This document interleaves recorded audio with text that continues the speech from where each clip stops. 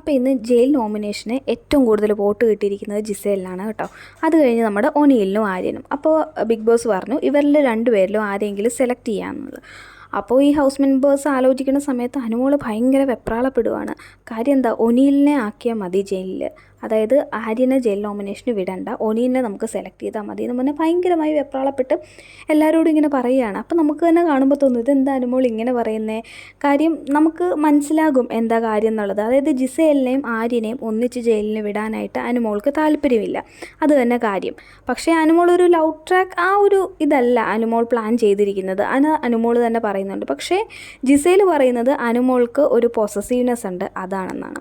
പക്ഷേ ആര്യന് ഇവർ രണ്ടുപേരുമായിട്ടും നല്ല ഫ്രണ്ട്ഷിപ്പ് മെയിൻറ്റെയിൻ ചെയ്യുന്നുണ്ട്, കുറച്ച് കൂടുതൽ ജിസേലുമായിട്ടാണ്. പക്ഷേ അനുമോൾക്ക് അതിഷ്ടമല്ല. അനുമോൾ എനിക്ക് തോന്നുന്നു ആര്യനുമായിട്ടൊരു കോംബോ, ലവ് കോംബോ അല്ല, അല്ലാതൊരു കോംബോ, അതായത് ഇവർ തമ്മിൽ എന്തെങ്കിലും ഉണ്ടോ ഇല്ലയോ എന്ന് നമുക്ക് തോന്നിക്കാൻ വിധത്തിലുള്ളൊരു കോംബോ ഉണ്ടാക്കിയെടുക്കണം. അതായിരിക്കും അനുമോളുടെ പ്ലാൻ എന്ന് തോന്നുന്നു. അതിന് വേണ്ടിയിട്ടായിരിക്കും അനുമോൾ ഇങ്ങനെ കിടന്ന് കാണിക്കുന്നത്. അല്ലാതെ അനുമോൾ തന്നെ തുറന്ന് സമ്മതിച്ചിട്ടുണ്ട് നിന്നെക്കാളും 9 ഓണം കൂടുതൽ ഞാൻ ഉണ്ടതാണെന്നൊക്കെ.